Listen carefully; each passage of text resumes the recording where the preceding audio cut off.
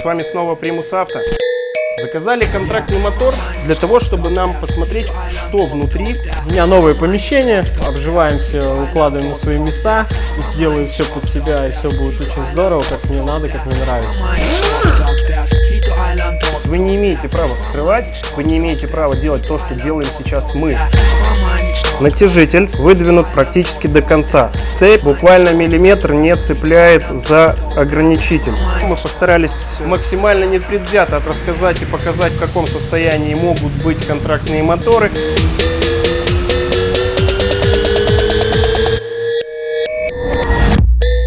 Если бы не мы, а какой-нибудь другой человек приобрел этот мотор и установил, мы с вами сегодня его будем разбирать до винтика и комментировать все, что увидим внутри мотора.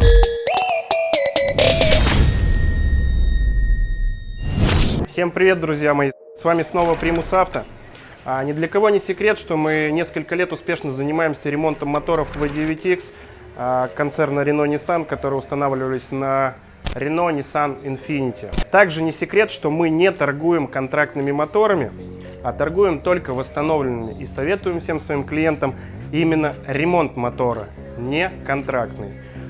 Но каждый третий наш клиент, заказчик, как вам будет угодно, как вам будет удобно, говорит нам о том, что проще, быстрее, дешевле и лучше заказать контрактный. Думали мы крепко на эту тему. Что такое контрактный мотор? Это кот в мешке, либо это все-таки реально быстро, дешево и хорошо. Поэтому мы заказали контрактный мотор.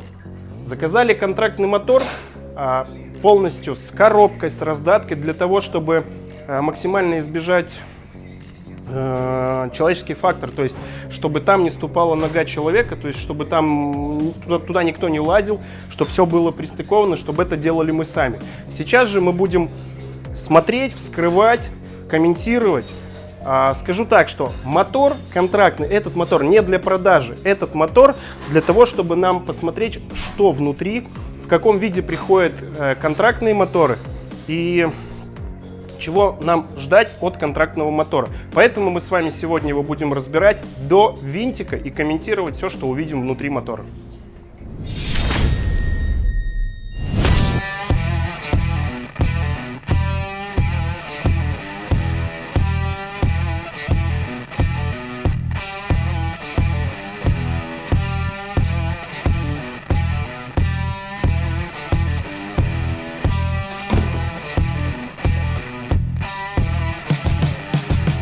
Вот мы распаковали то, что мы купили, что мы приобрели, что к нам приехало. Значит, что мы видим, да?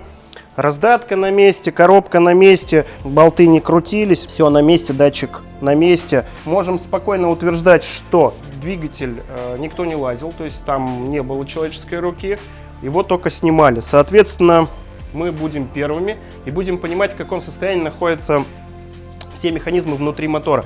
Коробка и раздатка нас интересует мало, поэтому мы сейчас их отстегнем и повесим двигатель на вертолет для дальнейшего разбора. Заявленный пробег у этого мотора 67 тысяч километров. Ну, что вам сказать, внешне я бы сказал, что пробег в районе 100-120, но судя по тому, что коробка сухая, раздатка сухая, поддон сухой, нигде не сопливится, ничего, только сверху, но это нормальная ситуация для всех дизельных моторов, они сопливые все, ссутся и текут они все. Ну, а так мы можем понимать, что в него никто не лазил и, скорее всего, он не ремонтный, вот. Поэтому сейчас будем разбирать и все показывать.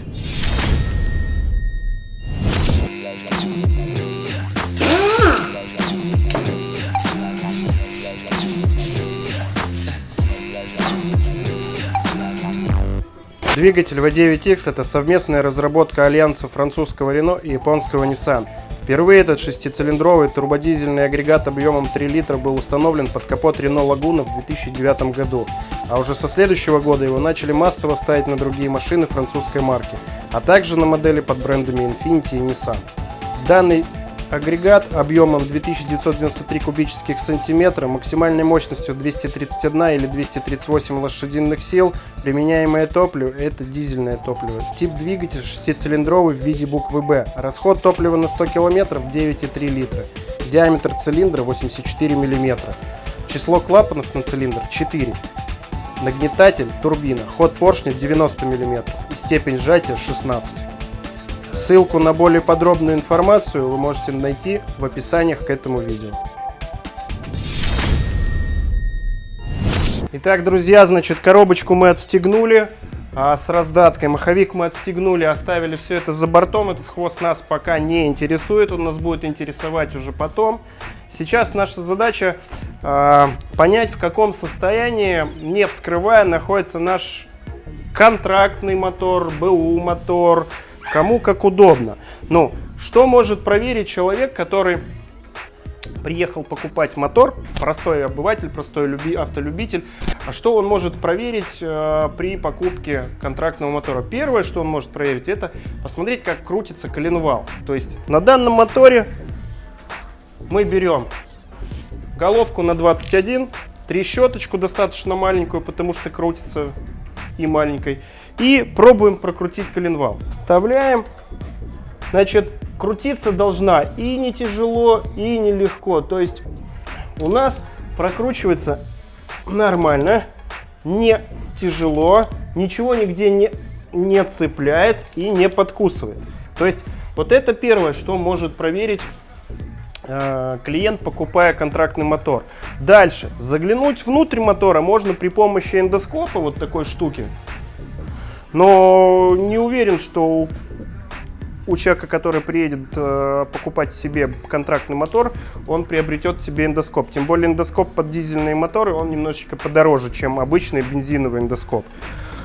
Дальше, что смотрим? Если у вас комплектация с турбокомпрессором, значит, снимаем патрубок, то есть откручиваем его и смотрим внутрь, хотя бы как минимум засовываем туда пальцы и проверяем на люфт осевой, продольный и поперечный, для того, чтобы понимать, насколько расшатан картридж. Ну и, соответственно, смотрим, откручиваем масляный фильтр и понимаем, что если, как правило, контрактные моторы все без масла, наш был с маслом, вот, масло мы слили, масло было чернющее, как у любого дизельного мотора. Ну, сейчас мы снимем масляный фильтр, сольем оттуда и будем посмотреть, что внутри в самом масляном фильтре.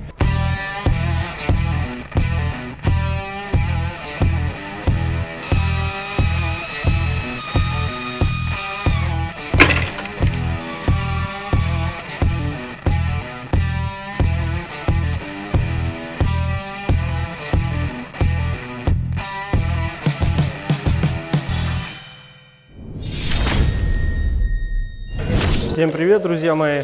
Ну, пока у нас Андрей разбирает мотор и показывает вам, что купили мы для проверки, я тем временем занимаюсь тем же самым, чем и всегда, собираю автомобиль, ставим мотор, устанавливаем 3-литровый Land Rover. У меня новое помещение, немножко еще обживаемся, укладываем на свои места, сделаю все под себя, и все будет очень здорово, как мне надо, как мне нравится. Ну, работаем. Итак, друзья, значит, очередной этап разборки и проверки того, что внутри в контрактном моторе. Значит, мы поснимали переднюю крышку, в которой находится масляный насос, в которой помпа. Вот, значит, что мы видим? Мы видим комплект цепи ГРМ. Значит, обратите внимание, натяжитель выдвинут практически до конца. Цепь буквально миллиметр не цепляет за ограничитель. То есть, вот посмотрите, как здесь, и посмотрите, как здесь. Соответственно, о чем нам это говорит? Вот и посмотрите на этот натяжитель. О чем нам это говорит? Что этот комплект цепи не проходит очень долго, и как минимум это нужно будет вскрывать и менять комплект цепи ГРМ, что уже противоречит гарантии контрактного бэушного мотора. То есть, если вы его вскроете, на протяжении гарантийного срока, да, то есть там месяц или там 3 месяца, кто сколько дает, вы автоматически слетаете с гарантии. То есть вы не имеете права вскрывать, вы не имеете права делать то, что делаем сейчас мы. Проверять досконально, в каком состоянии находится тот мотор, который вы планируете приобрести, либо приобрели. Помните, как только вы его вскрыли, вы слетели с любой какой-либо гарантии. Никто ни за что не отвечает. Первое, что мы нашли в этом моторе, это износ цепи ГРМ, износ комплекта цепи ГРМ. Всем привет, друзья! Вы на канале Primus Auto, и здесь вы увидите, как мы чиним трудные моторы. У вас дизельный ровер, пафик, финик, да хоть саньонг, тогда вам сюда. Если в сервисе вместо нормального ремонта жмут плечами и предлагают контрактный мотор, кто вообще придумал эту бэушку обзывать контрактным мотором? Тогда вам стоит посмотреть наши видосы. Возможно, здесь вы найдете решение вашей проблемы, ответы на ваши вопросы, ну или подкиньте нам новую тему для наших видеороликов. А может, даже и станете участником, точнее, ваша машина. Друзья, смотрим, подписываемся, ставим лайки. Погнали!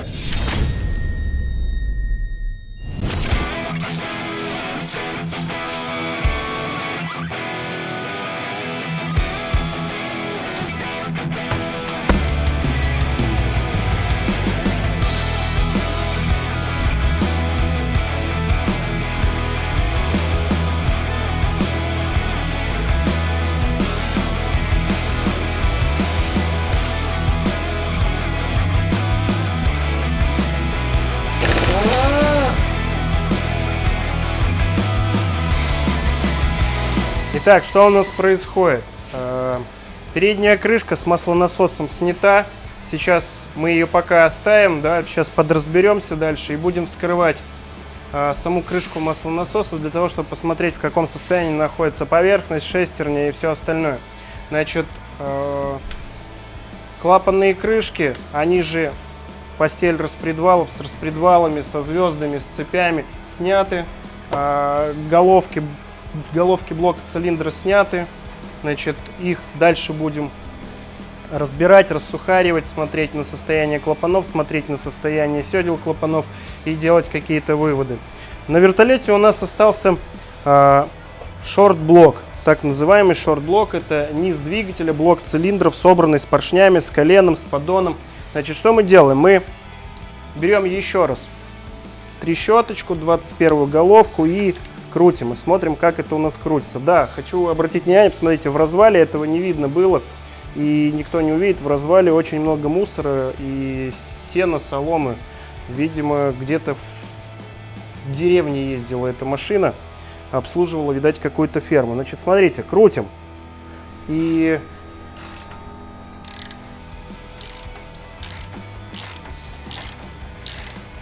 у меня крутится все достаточно легко, нигде ничего не подкусывает. Вот. Но сейчас мы будем снимать поддон, разбирать дальше, смотреть, в каком состоянии находится коленчатый вал, в каком состоянии находится поршня, вкладыши шатунов, вкладыши коренные, и промерим износ цилиндров.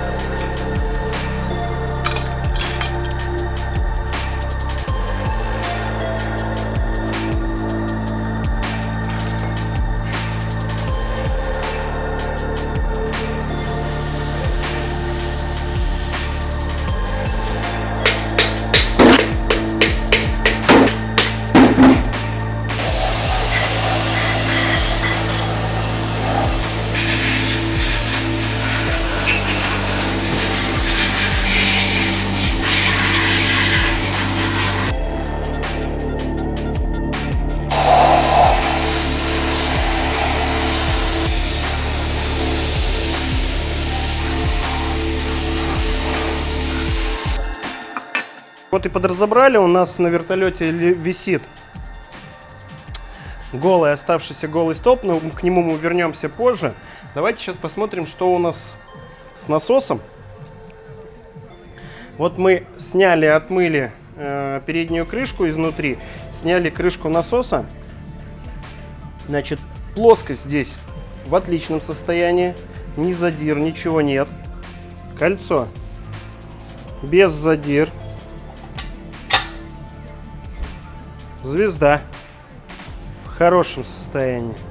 Крышечка тоже в отличном состоянии, без задир.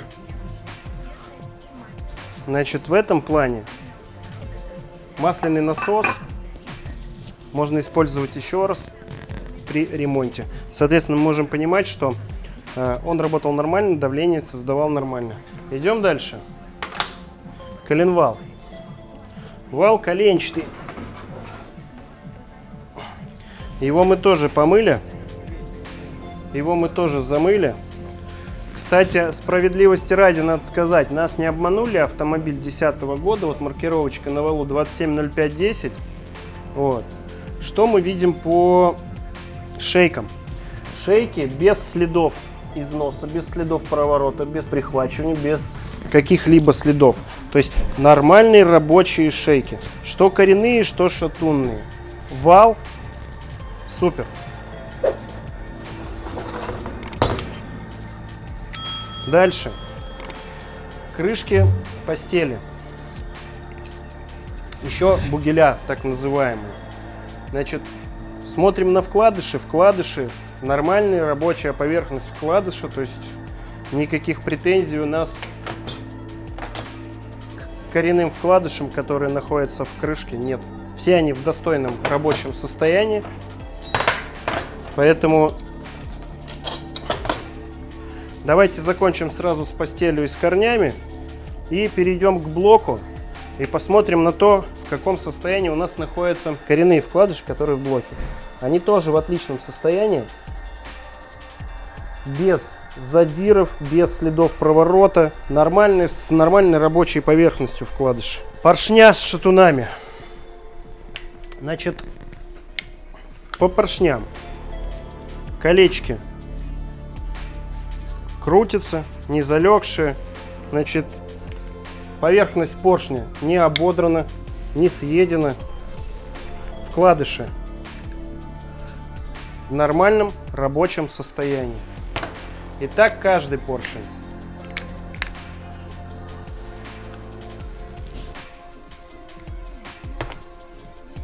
Все поршня помыли, посмотрели. Думали, мало ли, может, где-то хоть на каком-то поршне будет подожран тефлон, тефаль. Нет. Поршни все в достойном состоянии. Колечки тоже все в достойном состоянии. И вкладыши все в достойном состоянии, все рабочие. Это то, что мы увидели, разобрав мотор V9X, так называемый контрактный, либо БУ. У нас осталось еще подразобрать головы. Но это будет в другой серии, потому что, скажу откровенно, больше сомнений у нас вызывало больное место этого мотора, то есть это вкладыши и это проворот вкладышей. Головы тоже у них есть там несколько проблемных мест, это такие как направляющие втулки клапанов, сами клапана, но не столь критично, и слава богу, сейчас есть уже все запчасти, мы успешно там реставрируем головы, ремонтируем, меняем направляющие, меняем клапана, все это есть, маслосъемные колпачки, все это есть, поэтому нас это не особо напрягает. Еще момент, сейчас мы перевернем блок и посмотрим, что у нас в цилиндрах. Значит, сейчас мы говорим только о видимых повреждениях, да, потому что мы в любом случае этот мотор, этот двигатель, этот низ двигателя, шорт-блок, блок цилиндров будем отдавать в станочную мастерскую. Там будут делаться более точные замеры, вкладыш будет мериться, постель будет мериться, подготавливаться все будет к замковым вкладышам с замками. Естественно, это все мы будем устанавливать, вот, для того, чтобы можно было собрать мотор и дать людям гарантию. Напомню, мы делаем эти моторы с гарантией от 180 дней и 15 тысяч пробега. Ну, в зависимости от того, что внутри, и в зависимости от пожеланий хозяина. Ну, вот смотрите, по стенкам скажу так, что, видимо, долго стоял моторчик перед тем, как к нам приехать. Есть немножечко ржавого, но есть небольшие ступеньки. Но опять же таки, это надо брать нутромер и замерять. Особого износа по цилиндрам я не заметил в процессе сборки. И поршня, то есть, нормально не болтались. Кольца, опять же таки, все на месте, не залегшие. Что я хочу сказать? Давайте подведем какой-то итог. По большому счету, то, что мы получили и то, что мы увидели, нас порадовало. За исключением цепи ГРМ, комплекта цепи ГРМ, да, ну и там по головам будем это смотреть. Значит, если бы не мы, а какой-нибудь другой человек приобрел этот мотор и установил, скажем так, ничего бы непоправимого не случилось, то есть блок бы у него работал, все нормально было. Единственное, что через какое-то определенное время, не очень большое, это может месяц, может два, он бы пришел к тому, что требуется заменить комплект цепи ГРМ. Но это тоже не столь проблематично, хотя и неприятно, отдав кучу денег за контрактный мотор. Ну, а дальше делать выводы вам. Мы постарались максимально непредвзято относиться к этой ситуации, то есть рассказать и показать о том, в каком состоянии могут быть контрактные моторы, кот ли это в мешке, не кот в мешке.